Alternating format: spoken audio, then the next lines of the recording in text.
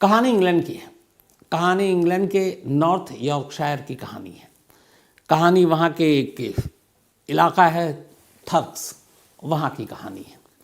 कहानी 18वीं सदी की है। इंग्लैंड में दो दोस्त रहा करते थे। दोनों में थोड़ा सा उम्र का फासला था, लेकिन दोनों में अच्छी खासी दोस्ती थी। एक का नाम था थॉमस बसबी और दूसरे का नाम था डैनियल ऑटी। तो थॉमस और डैनियल ये दोनों दोस्त थे और दोनों एक तरह से छोटे मोटे गैंग चलाते थे। इनका क्रिमिनल बैकग्राउंड था, क्राइम व्राइम किया करते थे।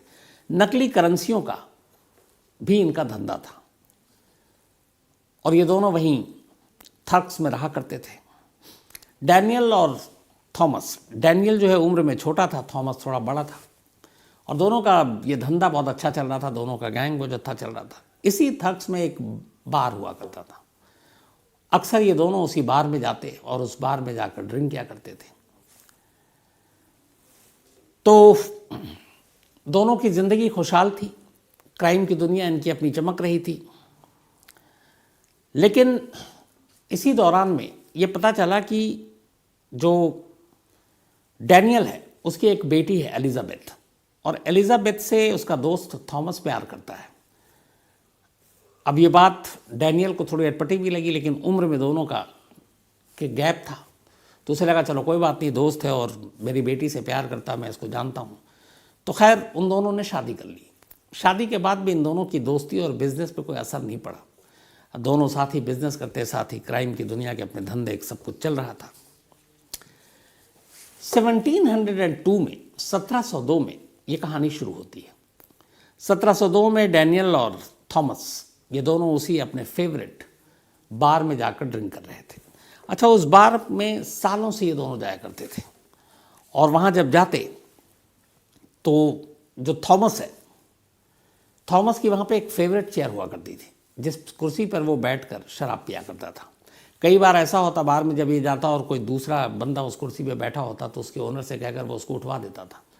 और चूँकि थोड़ा गर्म मिजाज भी था, कई बार लड़ाई झगड़ा किया उसने उस कुर्सी के लिए, उठा देता और फिर उस पर बैठता। और ये बात डैनियल को भी पता थी, उसके दोस्त, कि इस बार की एक कुर्सी और उस कुर्सी के बेहद करीब है ये उसका दोस्त थॉमस। तो उसी कुर्सी पर बैठकर ये हमेशा ड्रिंक किया करता। 1702 में अब एलिजाबेथ के साथ शादी को भी काफ़ी थोड़ा वक्त हो चुका था। इस दौरान में डैनियल और थॉमस दोनों की अभी भी दोस्ती, कारोबार, सब कुछ चल रहा है। लेकिन कहीं ना कहीं ये डैनियल को लग रहा था कि थॉमस उसकी बेटी को तंग करता है, खुश नहीं रखता है एलिजाबेथ को। तो एक दिन उसने उससे कहा कि मैं एलिजाबेथ को अपने साथ वापस ले जाऊंगा तुम्हारे घर से। ये बात थॉमस को बुरी लगी, वो एलिजाबेथ से प्यार करता था।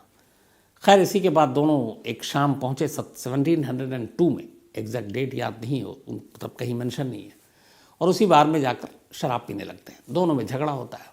झगड़े के दौरान में थॉमस उठता है, वॉशरूम जाता है, वापस आता है तो देखता है कि डैनियल उसकी उस फेवरेट चेयर पर बैठा हुआ है। और इससे पहले डैनियल ने कभी ऐसी हरकत नहीं की, लेकिन उस रोज़ लड़ाई के बाद वो उसको चिढ़ाना चाहता था। उसने उससे कहा मेरी कुर्सी से उठ जाओ। डैनियल उठने को तैयार नहीं। दोनों में हाथापाई हो गई। हाथापाई के दौरान ही अचानक थॉमस के हाथों डैनियल का कत्ल हो जाता है, उसी बार में और उसी कुर्सी को लेकर। अब जब कत्ल हुआ तो उस बार में बहुत सारे लोग थे। किसी ने फ़ौरन पुलिस को खबर कर दी। पुलिस मौके पर पहुंची और मौके वारदात पर ही थॉमस को पुलिस गिरफ्तार कर लेती है। इसके बाद पुलिस की जांच होती है, दोनों के रिश्ते निकलते हैं। पता चलता है कि ये कॉइन्स के, फेक कॉइन्स का दोनों धंधा करते थे और छोटे मोटे और भी इनके क्राइम का, और इनका अपना एक गैंग था। तो अपने ही ससुर डैनियल के कत्ल के इल्ज़ाम में डैनियल का दामाद और उसका दोस्त थॉमस गिरफ्तार हो चुका है। पुलिस केस तैयार करती है। इसके बाद अदालत में मुकदमे की शुरुआत होती है। अब अदालत में मुकदमे की सुनवाई शुरू होती है। तमाम गवाहों, सबूतों को देखने के बाद अदालत थॉमस को सजाए मौत सुनाती है। और उस वक्त 1702 में हुआ था और 3 में फैसला आया। कहा गया कि फांसी देकर थॉमस की जान ली जाए। तो सजाए मौत, फांसी की सज़ा दी गई। अब तारीख तय हो गई। ऊपरी अदालत और बाकी जगह पे भी वो गया, लेकिन हर जगह पे उसकी मौत की सज़ा बरकरार रही। अब फांसी की तारीख करीब आ गई। अगले दिन फांसी होनी है। उससे पहले वहाँ पे एक कानून, एक दस्तूर है कि मरने वाले से उसकी आखिरी ख्वाहिश पूछी जाती है। थॉमस से भी पूछा गया कि तुम्हारी कोई आखिरी ख्वाहिश है तो बताओ। थॉमस ने हैरान कर दिया सामने खड़े पुलिस वालों को। उसने कहा मेरी एक ही ख्वाहिश है, मैं मरने से पहले उसी बार में जाना चाहता हूँ, उसी थर्क्स बार में, और मैं उसी कुर्सी पर बैठकर लास्ट ड्रिंक लेना चाहता हूँ। अब ये बात तमाम कानून के जानकारों तक पहुँची, लेकिन ये था कि जो भी जायज़ चीज़ें हों वो ख्वाहिश मरने वाले की पूरी की जाए। अब ये नहीं कि अगर वो कहे मुझे छोड़ दो तो वो तो होगा नहीं। तो वहाँ ड्रिंक और ये सारी चीज़ें उनमें था जो एक सोशल, सामाजिक चीज़ें हैं कि लोग पीते हैं। तो कहा गया इसने और तो कोई बड़ी चीज़ मांगी नहीं है और ये चीज़ उसकी ख्वाहिश पूरी की जा सकती है। तो कहा गया ठीक है।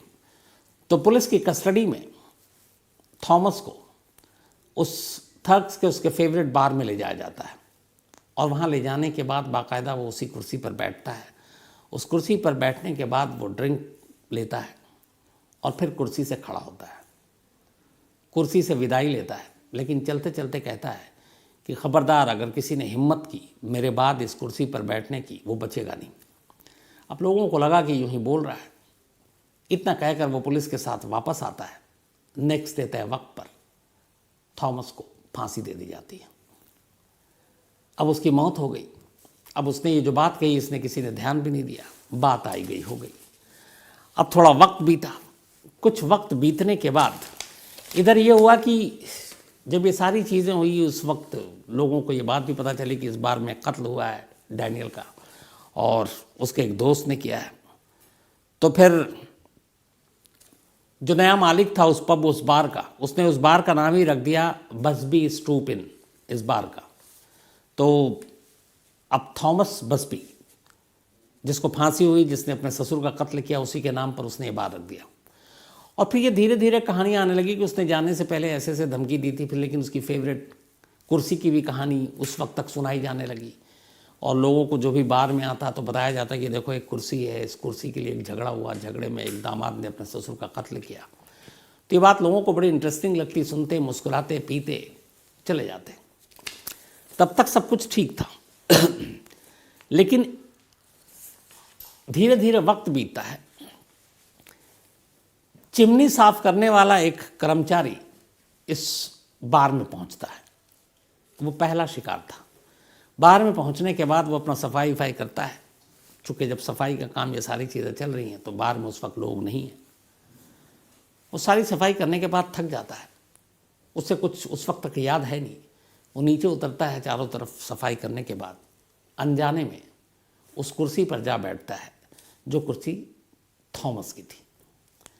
बैठने के बाद अचानक कुछ लोगों की नज़र पड़ती है बार के बाकी स्टाफ की। वो हैरान हो जाते हैं, अच्छा वो कुर्सी अभी भी वहीं है, लेकिन उस कुर्सी को बार के नए मालिक ने एक शो पीस की तरह रखा हुआ था और उस पर बैठने की इजाज़त किसी को नहीं होती थी, क्योंकि उस कुर्सी की कहानियाँ सुना सुना कर लोगों को बार में बुलाया जाता था। अब जब देखा कि ये बैठ गया और वो बातें उसकी थी कि इस कुर्सी पे जो भी बैठेगा, थॉमस ने कहा था, तो वो मारा जाएगा। तो अचानक लोग बदहवास आते हैं, कहते हैं भैया इस कुर्सी से उठ जाए, ये कुर्सी शापित है, इस पर शाप दे रखा है तुमने। तो वो हंसता हुआ उड़ जाता है और चला जाता है। अगले दिन सुबह उसकी लाश उसी बार से थोड़ी दूर पर सड़क किनारे पड़ी मिलती है। अब जब ये बात पता चली कि एक चिमनी साफ करने वाला कर्मचारी कुर्सी पर बैठा और उसकी लाश अगले दिन मिली, वो भी रहस्यमयी हालत में, तो सब घबरा गए। बार के ओनर को अब लगा कि जो थॉमस ने कहा था ये उसी का श्राप है। फिर भी उसने कहा कि हो सकता है वाकई कोई एक्सीडेंट हुआ हो। लेकिन इसके बाद फिर अचानक एक के बाद एक ऐसे हादसे होते हैं कि कुछ लोग अनजाने में उस कुर्सी पर बैठते हैं और मारे जाते हैं। उसमें थे 2 पायलट थे वहाँ के, रॉयल एयरफोर्स के। वो आते हैं और उस बार में बैठते हैं, किसी का ध्यान नहीं जाता और उसी कुर्सी पर बैठ जाते हैं। उन दोनों जो पायलट थे बाद में वो फिर जंग में जाते हैं, दोनों लौट कर नहीं आते, मारे जाते हैं। एक और शख्स आकर बैठता है। अगले दिन उसकी लाश वहीं पे खंबे से लटकी हुई मिलती है। तो ऐसे करते करते 4-5 मौत हो जाती है बहुत कम दिनों के अंदर अंदर। अब बार तब तक एक नए मालिक के हाथ में आ चुका था, ओनर उसका। उसे लगता है कि एक के बाद एक मौत हो रही है और हर मौत का कनेक्शन उस कुर्सी से जुड़ रहा है। वो बड़ा परेशान हो जाता है कि क्या करें।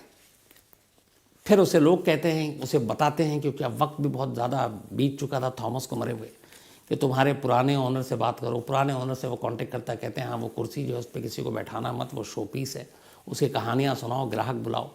वो शापित कुर्सी है, क्योंकि वो थॉमस की कुर्सी थी और उसके चक्कर में खून हुआ और उसने जाते जाते ये कहा। अब उसने बताया कि एक के बाद एक इस तरह मौत हो रही है, तो उसने कहा कि फिर उस कुर्सी में कुछ खतरा है। अब उसने संभाला कि नहीं भाई इस कुर्सी पे कोई ना बैठे, लेकिन जो लोग आए उस कुर्सी के बारे में बात करें। इस दौरान में एक महिला आई और वो महिला उस दिन सफाई कर रही थी और सफाई करके जब वो थक गई उस कुर्सी पे बैठ गई और ये ओनर अभी बाकी सबसे बात कर रहा है और ये सारी चीज़ें देख रहा है। उस महिला की कुछ घंटे के बाद ही रहस्यमय हालत में मौत हो गई। जब उस महिला की मौत हुई तब इस बार के मालिक को लगा कि कुछ तो गड़बड़ है। वो घबरा गया, डर गया। उसने फ़ौरन अपने मुलाजिमों को बुलाया और कहा कि इस कुर्सी को उठाकर बेसमेंट में कबाड़ में ले जाकर रख दो। मुलाजिम आए और उन्होंने उस कुर्सी को उठाया और बेसमेंट में ले जाकर रख दिया। अब बाकी सब ग्राहक आते थे, बार पीते ड्रिंक करते चले जाते। एक दिन कुछ सामान ऑर्डर किया था बार के ओनर ने। वो डिलीवरी बॉय एक पहुंचा और वो सामान लेकर उससे कहा गया कि जाकर वो बेसमेंट में सामान रख दो। अब वो कई राउंड में सामान बाहर से उतारता, उठाता, बेसमेंट में रखता, फिर वापस आता, दूसरी खेप लेता, फिर अंदर जाता। इस आने जाने के चक्कर में वो थक गया। एक बार एक सामान लेकर आया तो थक गया, तो उसने देखा कि यार इतनी खूबसूरत कुर्सी यहाँ पे पड़ी हुई है, थकान हो रही है, चलो थोड़ा सुस्ता लूँ। वो उस कुर्सी पर बैठ गया, उससे उस कुर्सी के बारे में कुछ पता नहीं। बैठा, उठा, सामान रखा, गया। शाम को उसकी भी मौत हो गई, बिल्कुल ठीक ठाक। अब जब ये बात बार ओनर को पता चली तो उसने पता किया तो पता चला कि वो नीचे बेसमेंट में बार बार जा रहा था और वहाँ वो कुर्सी पर बैठा था। अब बार ओनर को यकीन हो गया कि इस कुर्सी के अंदर कुछ ना कुछ है और ये जो है एक शापित कुर्सी है। उसने फ़ौरन अपने एक वहीं पे, ये करीब लंदन से 250 मील की दूरी पर है ये इलाका, इस इलाके की मैं बात कर रहा हूँ, थक्स के म्यूज़ियम को कांटेक्ट किया और कहा कि हमारे पास एक कुर्सी है और उस कुर्सी के साथ ये श्राप जुड़ा हुआ है कि इस पर जो भी बैठता है मर जाता है। मैं इस कुर्सी को अब रखना नहीं चाहता हूँ, तो मैं इस कुर्सी को म्यूज़ियम को दान देना चाहता हूँ, लेकिन शर्त ये है कि इस कुर्सी को आप ज़मीन से ऊपर रखेंगे ताकि गलती से भी कोई इस पर बैठ ना जाए। म्यूज़ियम वालों ने उनको तो ऐसी सी चीज़ें चाहिए होती हैं, लेकिन उन्हें इन चीज़ों पे भरोसा भी नहीं होता है। तो इसी थक्स म्यूज़ियम ने फिर कहा कि ठीक है, हमें ये शर्त मंजूर है। और उसके बाद म्यूज़ियम में इस कुर्सी को भेजा गया इससे हिफाजत के साथ कि कोई इस पर बैठे नहीं। और म्यूज़ियम वालों ने फिर उस कुर्सी को ज़मीन से 5 फीट ऊपर हवा में टांग दिया। और टांगने के बाद अब वो लोगों के लिए खुल गया और बताया गया कि ये कुर्सी कैसे एक शापित कुर्सी है जिस पे जो भी बैठा वो मारा गया। तो 1978 में 1978 में ये कुर्सी थक्स म्यूज़ियम को दान में दी गई, इस शर्त के साथ उसके मालिक ने कि इस पर कोई बैठेगा नहीं। करीब 300 साल हो गए। 300 साल जब ये कहानी शुरू हुई थी, 1702 की बात है। ये कुर्सी आज भी सलामत है, इसी थक्स के म्यूज़ियम में है। लंदन से 250 माइल्स की दूरी पर है। बहुत सारे हमारे क्राइम तक फैमिली मेम्बर वहाँ पे रहते भी हैं, तो वो बेहतर और जाकर एक बार पता भी कर सकते हैं। मैंने लेकिन पता किया, उन्होंने कहा है। तो इस थक्स म्यूज़ियम में ये एक कुर्सी, जैसे मौत की भी कुर्सी कहते हैं, आज भी रखी हुई है। और लास्ट 300 ईयर्स 300 साल से ये कुर्सी यूं ही है, इस पे कोई बैठा नहीं है। और कहते हैं कि ये दुनिया की सबसे श्रापित, सबसे मनहूस और एक तरह से मौत बांटने वाली कुर्सी है।